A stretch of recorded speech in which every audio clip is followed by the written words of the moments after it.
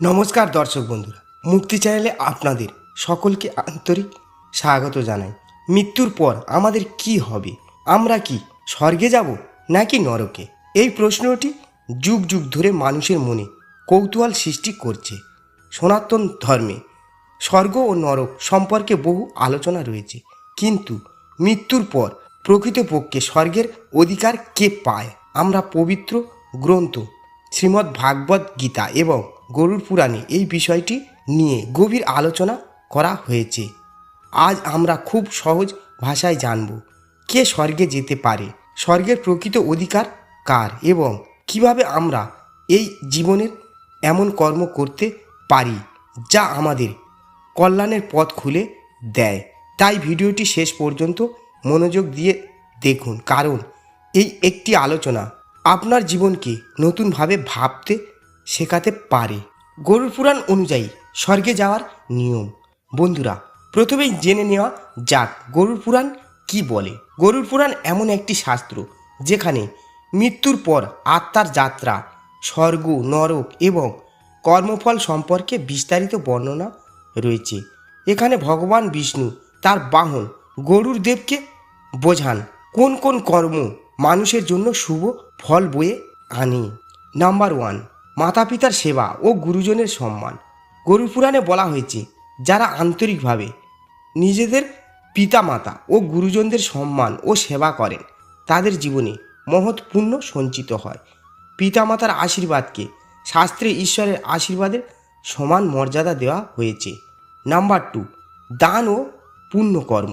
সামর্থ্য অনুযায়ী অহংকারহীনভাবে অভাবী মানুষকে সাহায্য করা, ক্ষুধার্তকে অন্নদান, তৃষ্ণার্তকে জল দান এবং সৎ কাজে অর্থ ব্যয় করা অত্যন্ত পুণ্যময় কাজ বলে বিবেচিত হয়েছে। গরুড় পুরাণে বলা হয়েছে সৎ উদ্দেশ্যে করা দান কখনো বৃথা যায় না, তার শুভ ফল ভবিষ্যতেও মানুষের কল্যাণে সহায়ক হয়। নাম্বার 3, সত্য কথা বলা ও সত্যের পথে চলা।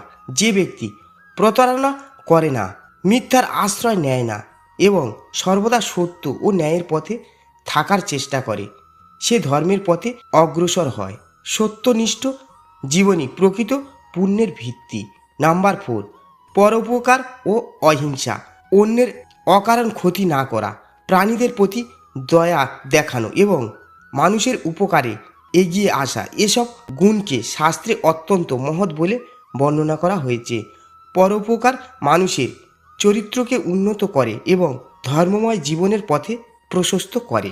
শ্রীমদ্ ভাগবত গীতা স্বর্গলাভের সত্য।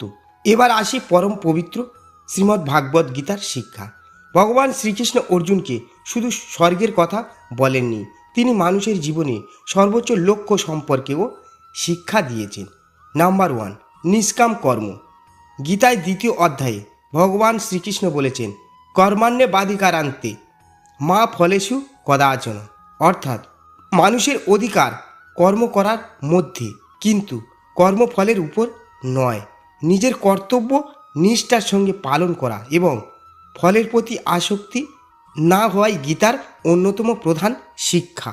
নাম্বার 2, মনের পবিত্রতা ও আত্মসংযম। গীতায় বলা হয়েছে যে ব্যক্তি কাম, ক্রোধ, লোভ, মোহ, অহংকার ও হিংসাকে নিয়ন্ত্রণ করতে পারে তার মন শান্ত হয়। এই অন্তরের শান্তি প্রকৃত সুখের ভিত্তি। নাম্বার 3, ভক্তি ও সৎ সঙ্গ। শ্রীকৃষ্ণ শিক্ষা দেন ঈশ্বর স্মরণ, সৎ মানুষের সঙ্গ এবং ন্যায়পরায়ণ জীবন মানুষকে আধ্যাত্মিক উন্নতির পথে নিয়ে যায়। ভক্তিভাব ও সদাচার মানুষের অন্তরকে পবিত্র করে। গীতা ও গরুড় পুরাণের মূল পার্থক্য ও গীতার সত্য। বন্ধুরা, এখানে একটি অত্যন্ত গুরুত্বপূর্ণ বিষয় রয়েছে। অনেকেই মনে করেন স্বর্গই জীবনের চূড়ান্ত গন্তব্য, কিন্তু গীতা আমাদের আরও গভীর শিক্ষা দেয়। স্বর্গ কি? গরুড় পুরাণে বলা হয়েছে পুণ্যকর্মের ফলে মানুষ স্বর্গে গিয়ে সুখ ভোগ করতে পারে, কিন্তু শ্রীমদ্ ভাগবত গীতার 9ম অধ্যায় ভগবান শ্রীকৃষ্ণ বলেছেন স্বর্গের সুখ চিরস্থায়ী নয়।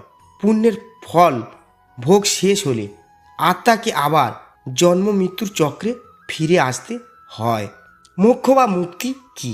গীতার শিক্ষা অনুযায়ী মানুষের সর্বোচ্চ লক্ষ্য হলো মোক্ষ, অর্থাৎ জন্ম মৃত্যুর বন্ধন থেকে মুক্তি এবং পরমাত্মার সান্নিধ্য লাভ। নিষ্কাম কর্ম, ঈশ্বর ভক্তি, আত্মসংযম ও ধর্মময় জীবন মানুষকে এই উচ্চতম লক্ষ্যের দিকে নিয়ে যায়। আমরা কিভাবে সাধারণ জীবনে এই শিক্ষাগুলি পালন করব? তাহলে বন্ধুরা, আজকের আলোচনা থেকে আমরা কি শিখলাম? স্বর্গ বা কল্যাণের পথে চলার জন্য সঠিক তপস্যা করে সংসার ছেড়ে চলে যাওয়া আবশ্যক নয়। আমরা আমাদের প্রতিদিনের জীবনে অনেক ভালো কাজ করতে পারি। প্রতিদিন পিতামাতার সম্মান ও সেবা করুন। সত্য কথা বলার অভ্যাস গড়ে তুলুন। কাউকে অকারণে কষ্ট দেবেন না। সামর্থ্য অনুযায়ী দান ও সাহায্য করুন। ঈশ্বরের নাম স্মরণ করুন এবং নিয়মিত প্রার্থনা করুন। নিজের কর্তব্য নিষ্ঠার সঙ্গে পালন করুন। অহংকার, লোভ, ক্রোধ ও হিংসা থেকে দূরে থাকার চেষ্টা করুন। সকল মানুষের প্রতি ভালোবাসা ও সহানুভূতি রাখুন। এই ছোট ছোট অভ্যাসই আমাদের জীবনকে সুন্দর, শান্ত ও ধর্মময় করে তুলতে পারে। বন্ধুরা, গরুড় পুরাণ আমাদের শেখায় সৎ কর্ম মানুষের জন্য শুভ ফল বয়ে আনে। আর শ্রীমদ্ ভাগবত গীতা আমাদের শেখায় স্বর্গের সুখও একসময় শেষ হয়ে যায়। তাই জীবনের সর্বোচ্চ লক্ষ্য হওয়া উচিত ঈশ্বর প্রেম, নিষ্কাম কর্ম এবং মোক্ষের সাধনা। তাই আজ থেকেই চেষ্টা করুন সত্যের পথে চলতে, মানুষের উপকার করতে এবং ঈশ্বরের প্রতি ভক্তি ও বিশ্বাস নিয়ে জীবনযাপন করতে।